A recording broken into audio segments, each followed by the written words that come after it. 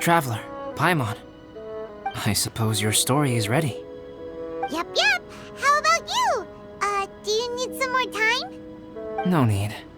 I am also ready to tell my story. Paimon calls dibs. Paimon first! Please, go ahead. Okay, here goes.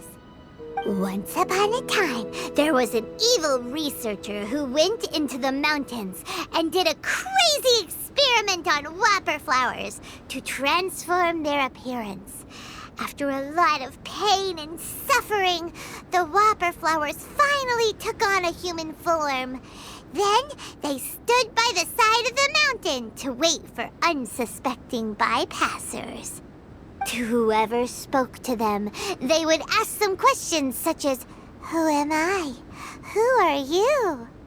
If the bypasser got the wrong answer, the last sound they'd make would be a yelp before the whopper flower ate them alive in one bite. Ooh, truly frightening. What the? You two aren't scared at all! Don't go nitpicking, okay? If you didn't like the story, go write your own!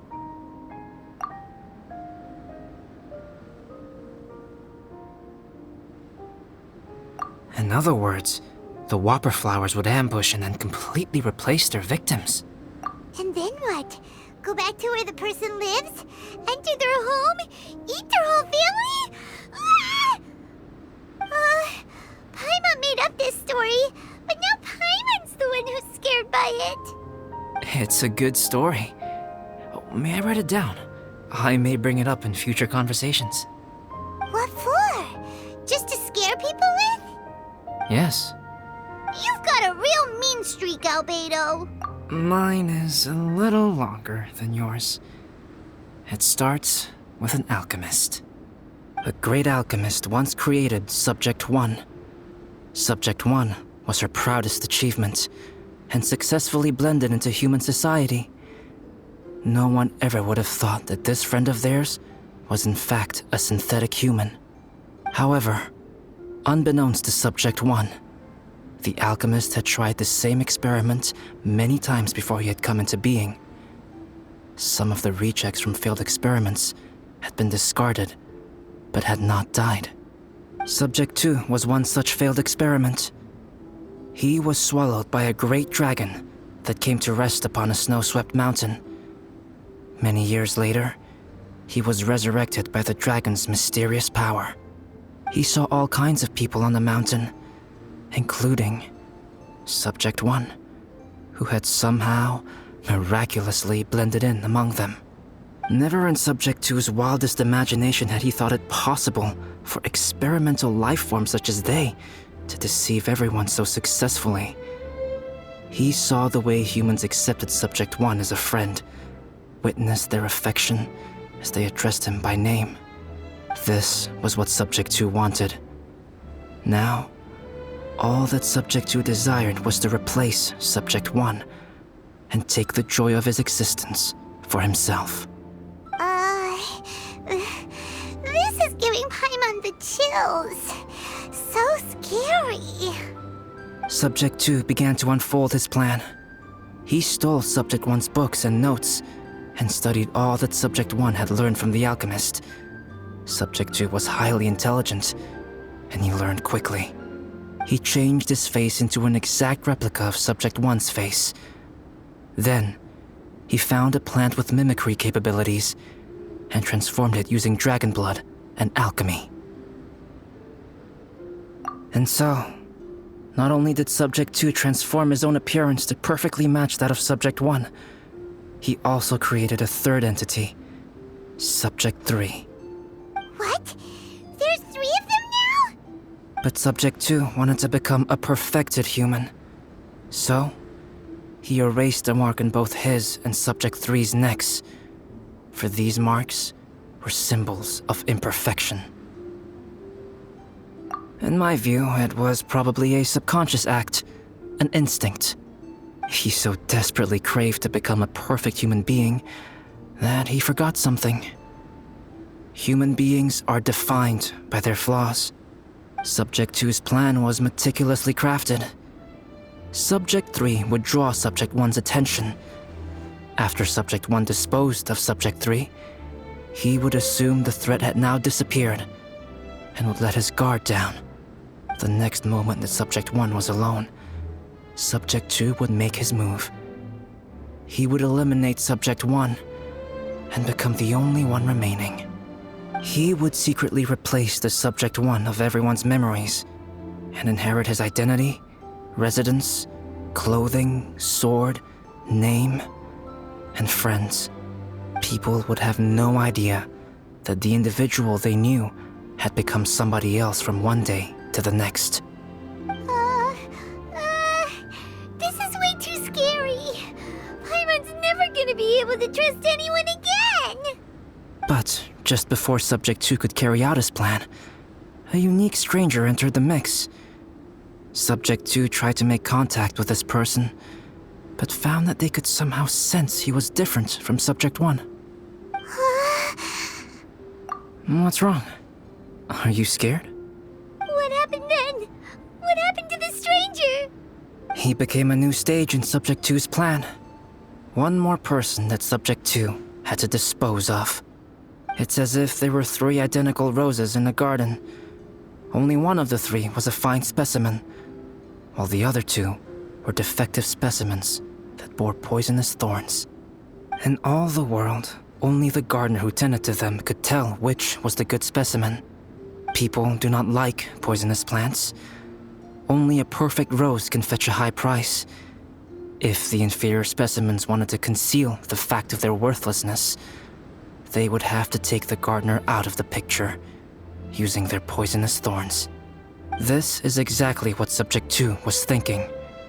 So, he hid in the shadows and waited patiently.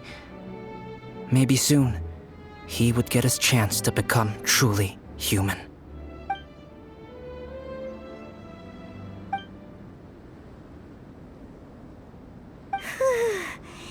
That was intense! So what happened after that? Did Subject 2's plan succeed? Paimon can't bear thinking about it. Fortunately, it is just a story. And even in this story, Subject 2 did not succeed. But you can never let your guard down on Dragonspine.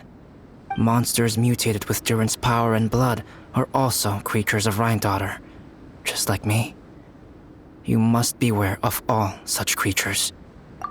I'm glad to hear that. It's okay. I know what I am. You and I are both different, so there is no need for me to hide the truth from you. The only thing is that sometimes, when I think about how mighty the power of alchemy is, I feel so small.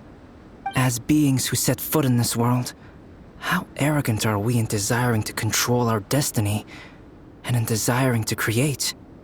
Is creation an arrogant act, traveler? If not, why do we call the ones that created us and control us gods? If it is, then what qualifies us to call ourselves creators? How far must we take our reverence and respect, and what purpose does it serve? Nothing special, but whenever I think about it, I feel a twinge of grief. Poor Albedo. Hello? Traveler, are you here? Hey, is that Amber? Thought we might find you here. We're here to deliver a message from Cyrus. There's gonna be a big event down at the base camp, and they want you there too, Traveler. Winter camp is nearing its end. Apparently, even provisional instructors are required to attend. Looks like we need to go, Albedo. Bye for now. Then I won't keep you. I have some things to attend to here, so forgive me for not seeing you down. Don't worry about it. There have been no issues getting up and down the mountain recently. Is everyone ready? Let's not keep them waiting.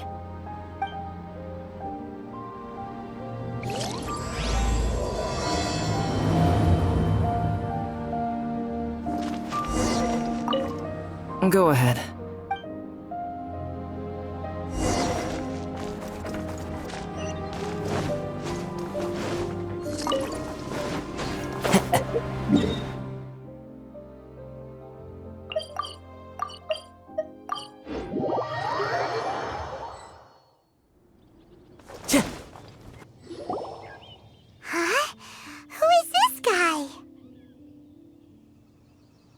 allow me to introduce Yozerv. He's Joel's father. Dad, this is that traveler I was telling you about. The traveler's helped me out loads in the past, and this time we even built a snowman together. Joel has told me everything about you.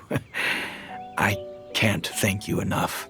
Wow, this is amazing! Wait a second. Why is Cyrus discreetly wiping tears away? And what is Pallid doing here? Pallid is the hero of the hour this time. Go on, Pallid. Tell us what happened in your own words. Okay.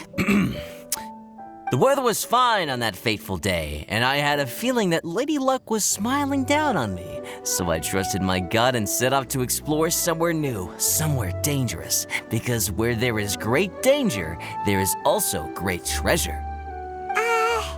Why does this sound so hard to believe?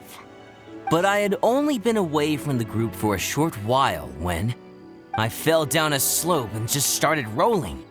Uh-oh. Did my bad luck rub off on him when we ran into each other on the mountain?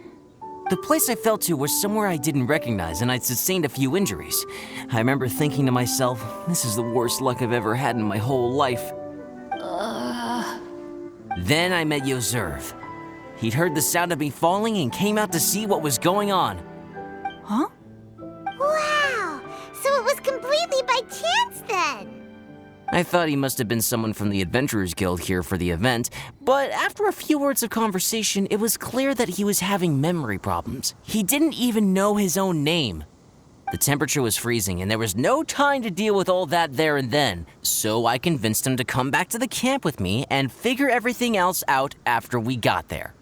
We got back to the camp, ran into Joel, and the moment he saw him, he froze for a second with this completely stunned expression on his face, and then he started crying out, "Dad! Dad!" That's when Yozerv suddenly started to remember. My memory has still not fully recovered, but Joel and his mother, they are the only ones that I will not, no, that I cannot forget. Daddy. Daddy's right here, Joel. Daddy's right here. Yozerf, don't you remember anything else at all? The poor princess, feeding the foxes? I'm sorry. I have no recollection. Maybe it's because of the head trauma. I'm not sure.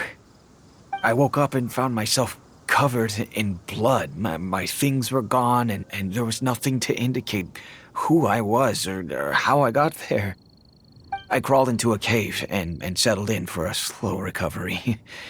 After my legs and feet were a little better, my hunting skills were what kept me alive. Dad, I was so worried about you. I'm all right now, Joel. Oh, don't cry. Daddy's not going anywhere.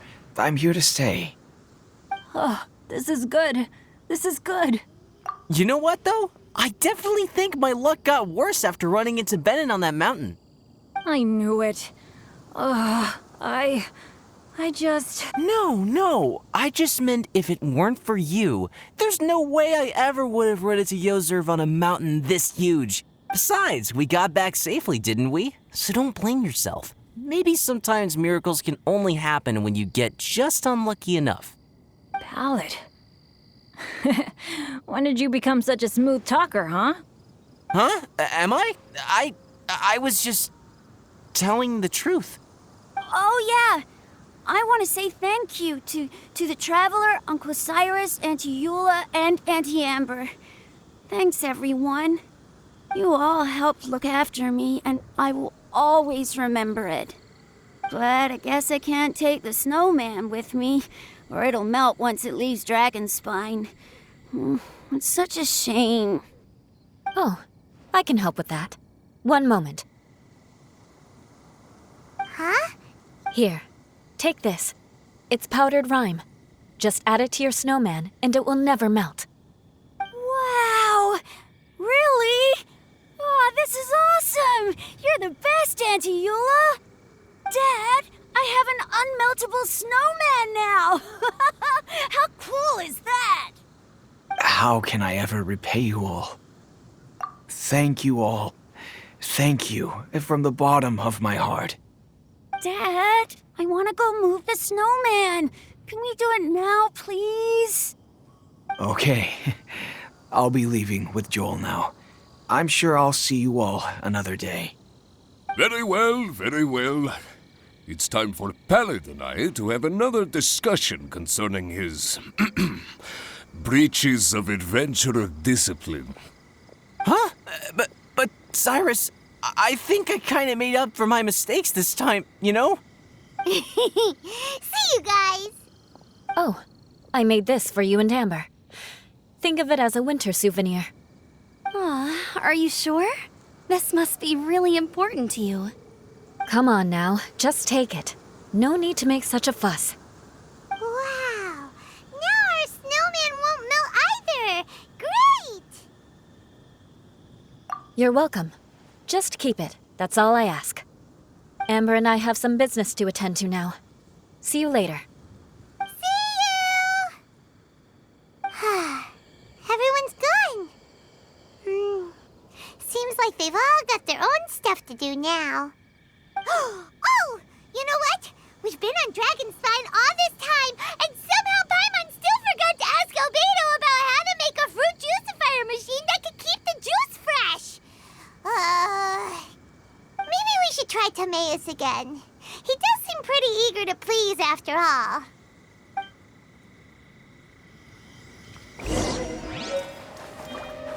Time to go.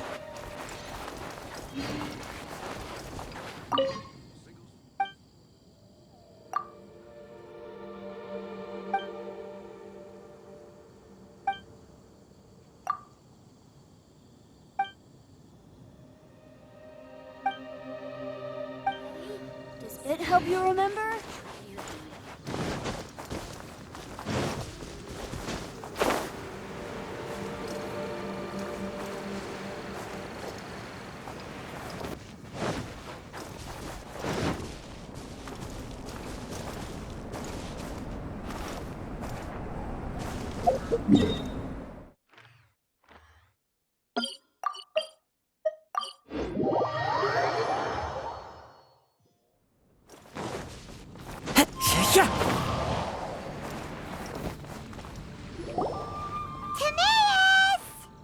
Traveler and Paimon, what can I do for you?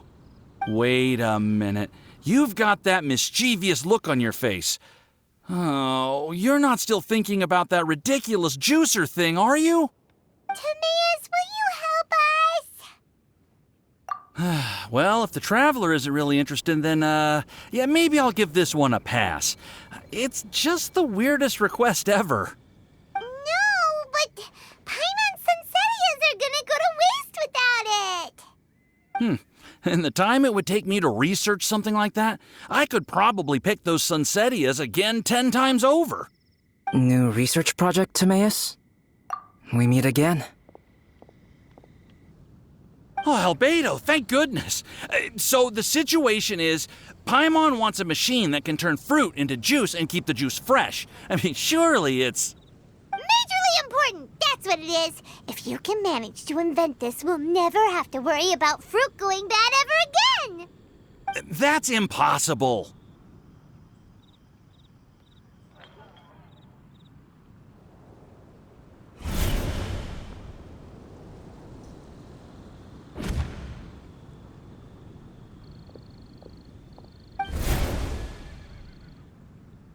Turning fruit into juice is not hard, but keeping it fresh is more difficult. But if you simply want to keep the fruit from rotting, there are many ways to achieve this. Right, Traveler?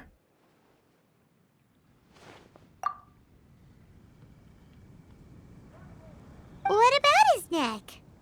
What's wrong? Is there something on my neck? From the look on your face, it's as if you thought I just played a practical joke on you that was in exceedingly poor taste. Albedo, you were saying, how do you stop fruit from going bad? Well, one way would be to bury your fruit on Dragonspine, where the snow never melts all year round. But then Paimon won't be able to eat them! You could always live on Dragonspine. No, too cold for Paimon. Or you can give the fruit to me, and I would take it to Dragonspine for you. But since you don't like the cold, you'd have to send someone else to pick them up when you want them. This is where you come in, Traveler. Suddenly sounds a lot more feasible with other people doing all the work. Okay then, shall we go with that idea? Fruit buried on Dragonspine will stay fresh for much longer. However, it is also possible that the fruit will sprout and grow into fruit trees. Who knows? Maybe the next time you visit, it will have grown into an orchard. You can water the trees, add fertilizer, and when they finally bear fruit, you will have some fresh sunsettias. No way! Then Paimon will have to be a gardener. That's not the goal here. Oh? Well, I don't think being a gardener is so bad.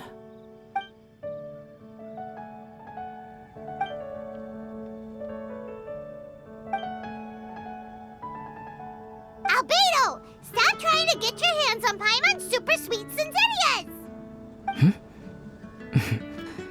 It bothers you, does it? Of course it bothers Paimon! They are the rarest, super-duper sweetest Sunsettias ever! And they're not for you! Okay, but they're just Sunsettias. I think you're only so attached to them because you don't have much fruit of this quality in your possession. When someone's pockets are full and their spirit is fulfilled, they don't easily fall prey to this kind of yearning. Really?